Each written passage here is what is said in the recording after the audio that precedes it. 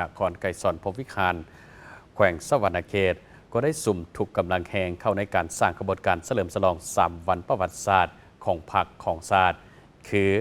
วันสร้างตั้งพรรคประชาชนลาวครบรอบ70 ปีวันสถาปนาสาธารณรัฐประชาธิปไตยประชาชนลาวครบรอบ50 ปีและวันคล้ายวันเกิดของประธานไกรสอนพรหมวิหารครบรอบ105 ปีทานนางวรรณาลีแก้วหานามห้องเจ้านครไกรสอนพรหมวิหารทั้งเป็นหัวหน้าอนุกรรมการกระบวนการแข่งขันและยกยอได้ไขฮู้ว่านับแต่ท้ายปี2004จนถึงปัจจุบันทางคณะภาคคณะนำนครไกรสอนพรหมวิหารแม้ได้เอาใจใส่ปลุกระดมโฆษณา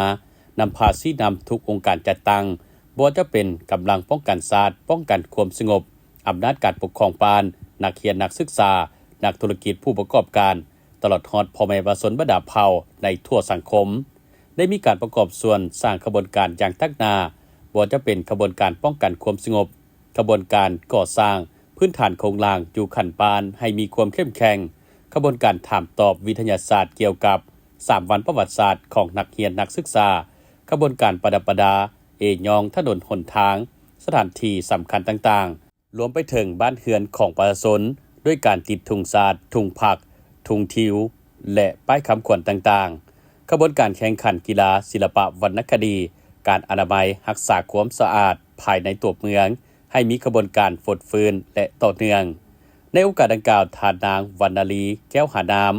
อย่างได้ให้ทัศนะว่าภายใต้การนำพาอันสลัดทรงใสของพรรคประชาชนปฏิวัติลาวตลอดระยะ70 ปี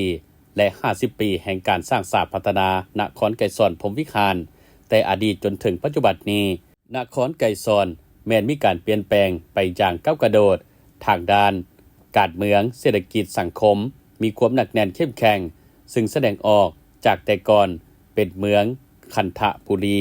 ภายหลังที่ได้มีการหยุบบ้านโฮมบ้านแล้วเปลี่ยนชื่อมาเป็นเมืองไกรสอนพรหมวิหารจากนั้นก็ได้ประกาศเป็นนครไกรสอนพรหมวิหารในระยะกลางปี